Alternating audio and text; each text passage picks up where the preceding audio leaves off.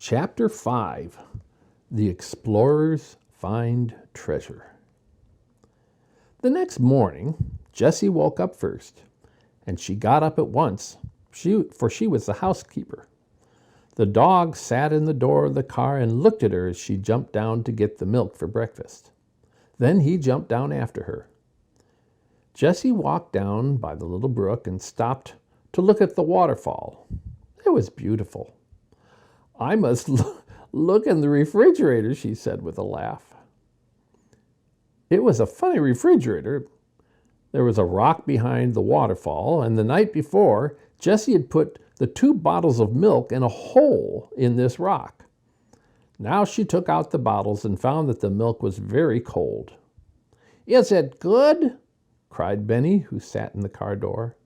"It is delicious," cried Jessie. "It is cold, too." She got up into the car with the milk and sat down beside Benny. Then the 4 children drank the milk for breakfast. Henry said, "Today I'll go to town and try to get some work to do. I can cut grass or work in a garden or something. Then we'll have something besides milk for breakfast." He washed his hands and face and started out. "I'm so glad you have a dog, Jessie," he said. "Goodbye, I'll be back at noon." The children looked after Henry, and then they looked at Jessie. "What are we going to do now, Jessie?" Benny asked his sister. "Well, Benny," answered Jessie, "we'll go exploring and looking for treasures. We'll begin here at the car and look until we find a dump." "What's a dump?" asked Benny. "Oh, Benny," said Violet, "you know what a dump is, old tin cans and old dishes and bottles." "Are old tin cans and dishes treasures?" Benny wanted to know.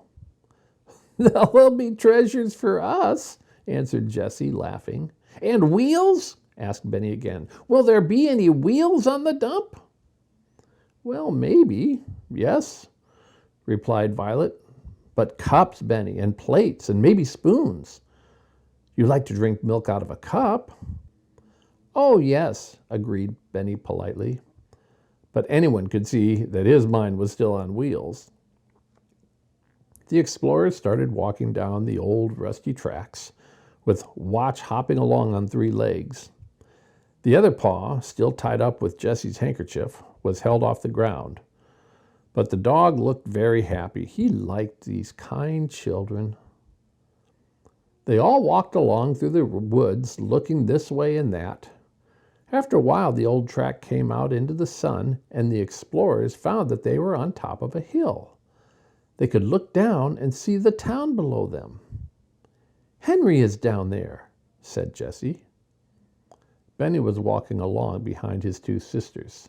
Suddenly he cried happily, "Look, Jessie! There's a treasure, a wheel!" The girls looked where he was pointing, and they saw a big dump with many old bottles and tin cans on it. There were also both wheels and cups. Indeed, there are dishes of all kinds. "Oh, Benny!" cried Jessie. "You saw the treasures first. What should we do without you?" Violet ran over to the dump. "Here's a white pitcher, Jessie," she cried. Jessie looked at it. It was all right, with only one small crack. "Here's a big white cup, too," she said happily. "Can you use a teapot, Jessie?" asked Benny. "Yes, indeed," she replied. "We can put water in it. I have found 2 cups and a bowl. Let's look for spoons, too."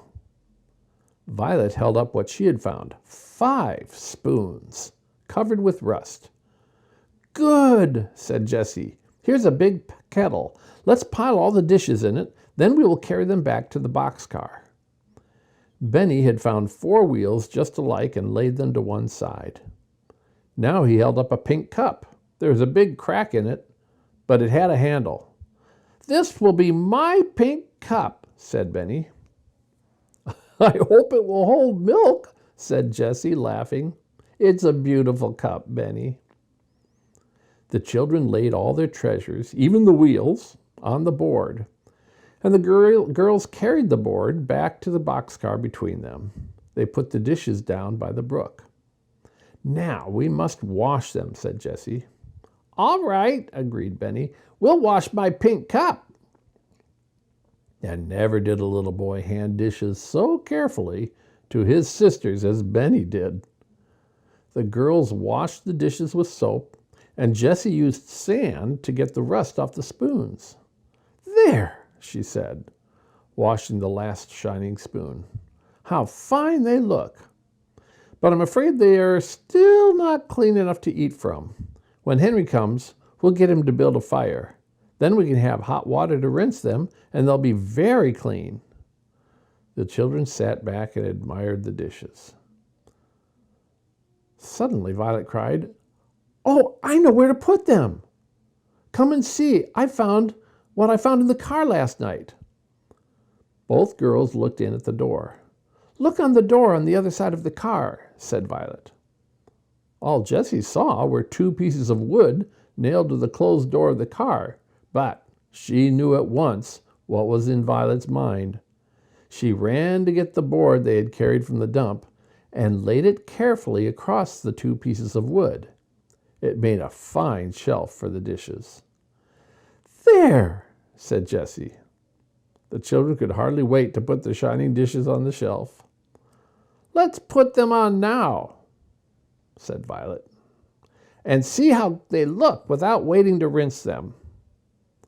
When they were on the shelf, Violet picked some white and yellow flowers and put them in a cup full of water in the middle of the shelf. "There," said Jessie, stepping back to look at it. "You said 'there' 3 times," remarked Benny happily.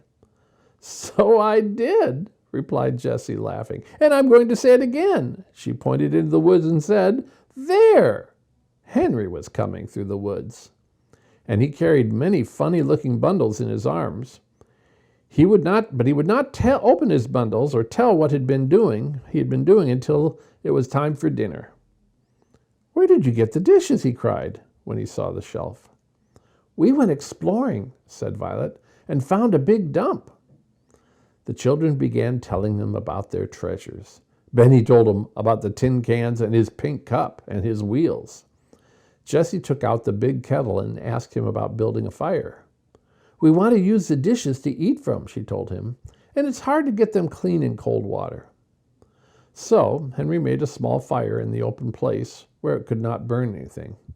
He put big stones all around it. "We ought to have a fireplace," he remarked. Jessie cleaned the kettle with sand and filled it with water. Then Henry put it on the fire. Soon the water was boiling, and Jessie rinsed the dishes carefully. "Now I know they're clean enough to eat from," she said happily.